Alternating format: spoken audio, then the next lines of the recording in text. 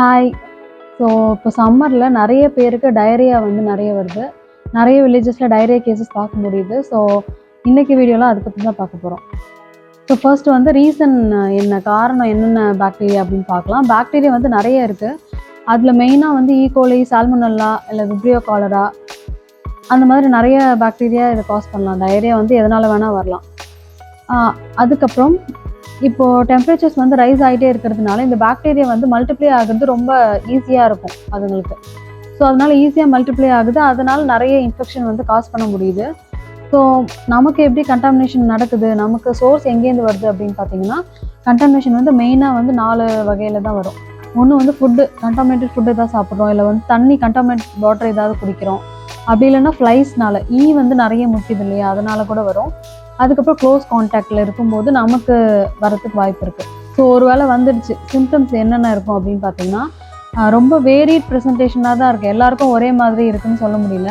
சில பேருக்கு வந்து fever, vomiting, diarrhoea, body pain எல்லாமே இருக்குது. சில பேருக்கு டயரியா மட்டும் இருக்குது, சில பேருக்கு வாமிட்டிங் மட்டும் இருக்கும்.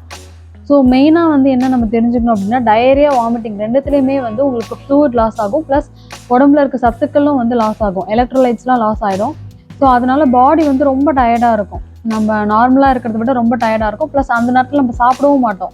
டயரியா போயிட்டே இருக்கும்போது வாமிட், எது சாப்பிட்டாலும் வாமிட் வந்துட்டுனா சாப்பிடவும் மாட்டோம். ப்ளஸ் லாஸும் இருக்கிறதுனால பாடி வந்து ரொம்ப டயர்டாக இருக்கும். ஸோ அப்படி வந்தால் என்ன பண்ணணும் தான் அடுத்து பார்க்கலாம். இப்போ உங்களுக்கு வந்துடுச்சு, இப்போ என்ன பண்ணுவீங்க அப்படின்னா, ஃபர்ஸ்ட்டு வந்து ஹைட்ரேட்டடாக வச்சுக்கணும். லாஸ் ஆன ஃப்ளூயிடும் எலக்ட்ரோலைட்ஸையும் நம்ம ரீப்ளேஸ் பண்ணணும். ஸோ வந்து உங்களை நீங்கள் ஹைட்ரேட்டடாக வச்சுக்கணும் நல்லா. அது இதுக்கு வந்து ஓஆர்எஸ் குடிச்சிக்கலாம் வாங்கி. கடைகளில் டெட்ரா பேக்காகவும் கிடைக்குது, இல்லை ஓஆர்எஸ் பவுடர் வாங்கி வீட்டில் கலந்துக்கிறது தான் ரொம்ப நல்லது.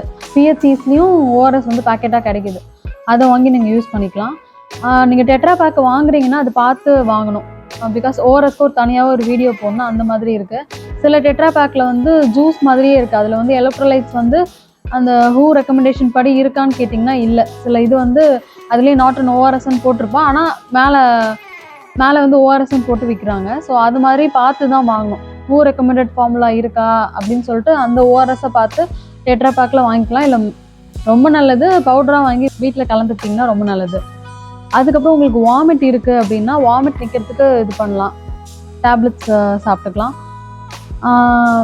ஒருவேளை உங்கள் ஃபீவரு, பாடி பெயின் அதெல்லாம் இருக்குது அப்படின்னா, உள்ளே வந்து கண்டிப்பாக ஏதோ இன்ஃபெக்ஷன் வந்து சிவியராக இருக்குது அப்படின்னு தான் அர்த்தம். அதோட வெளிப்பாடு தான் ஃபீவர். ஸோ அதுக்கு வந்து நம்ம கண்டிப்பாக ஆன்டிபயோட்டிக் தான் ஸ்டார்ட் பண்ணி ஆகணும். ஆன்டிபயோட்டிக் வந்து நீங்கள் பக்கத்தில் இருக்க டாக்டர் யாராவது பார்த்து நீங்கள் வாங்கிக்கலாம், இல்லை வீட்டுக்கு பக்கத்தில் இருக்கிற பிஹெச்சிஸில் போனீங்கனாலும் இருக்கும், அங்கேயும் வந்து ஆன்டிபயோட்டிக் கொடுப்பாங்க. உங்கள் சிம்டம்ஸ் சொன்னீங்கன்னா சிம்டம்ஸ்க்கு ஏற்ற மாதிரி நீங்கள் வந்து ட்ரீட் பண்ணிக்கலாம்.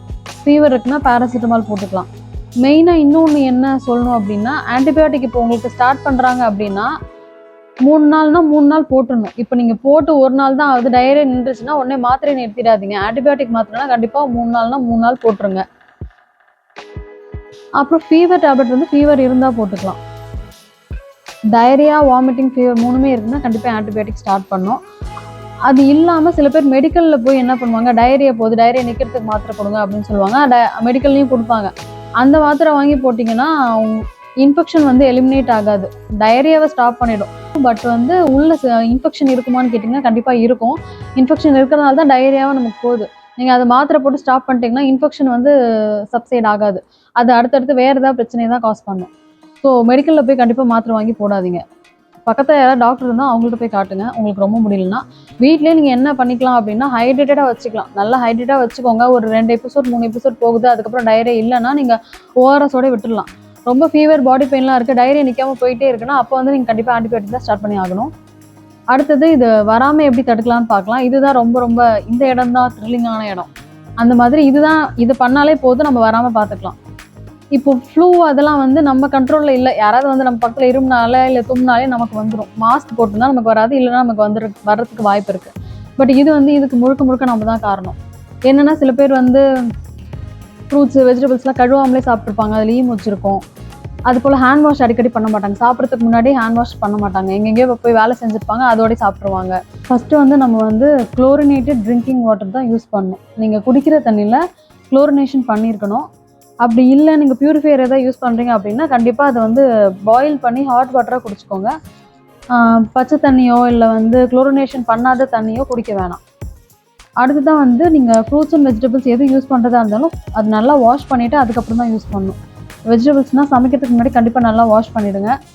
ஃப்ரூட்ஸாக இருந்தாலும் சாப்பிட்றதுக்கு முன்னாடி வாஷ் பண்ணிக்கோங்க. அதுக்கப்புறம் வந்து சாப்பிட்றதுக்கு முன்னாடி கண்டிப்பாக வந்து சோப் போட்டு ஹேண்ட் வாஷ் பண்ணிக்கோங்க.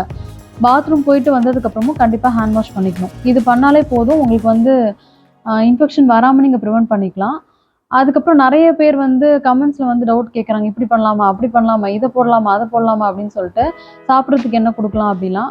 ஸோ டயரியா இருக்கும்போது உங்களுக்கு ஆல்ரெடி வந்து ஸ்டொமக் வந்து அப்செட் ஆகிருக்கு, உங்களோட இன்டெஸ்டின்ஸ்லாம் அப்செட்டாக இருக்குது. ஸோ அந்த டைமில் வந்து நம்ம அதுக்கு ரொம்ப வேலை கொடுக்காம ஈஸியாக செரிமானம் ஆகிற மாதிரி நம்ம வந்து ரொம்ப ஆயிலி ஃபுட்டு அதெல்லாம் எடுத்தோம்னா அது டைஜஸ்ட் பண்ணுறது இன்னும் பெரிய சிரமம் ஆகிடும். ஸோ ஈஸியாக டைஜஸ்ட் ஆகிற மாதிரி நல்லா ஆவியில் வேக வச்சு ஃபுட்ஸ் கொடுக்கலாம். இட்லி, இடியாப்பம் அது மாதிரி கொடுக்கலாம். இல்லை கஞ்சி கொடுத்தா பெஸ்ட்டு. கர்ட் ரைஸ் அந்த மாதிரி கொடுத்தீங்கன்னா உள்ளே வந்து கட்டில் வந்து குட் பாக்டீரியா வரத்துக்கு ஹெல்ப் பண்ணும். ஸோ நல்லாயிருக்கும். அது கர்ட் ரைஸ் வேணால் நீங்கள் கொடுத்துக்கலாம். அதாவது ரெக்கவர் ஆகி வரும்போது கர்ட் ரைஸ் மாதிரி கொடுத்துக்கலாம். அதுக்கப்புறம் தண்ணி தான் மெயின், ஓஆர்எஸ் தான் மெயின், அது மட்டும் கொடுத்துட்டே இருக்கணும்.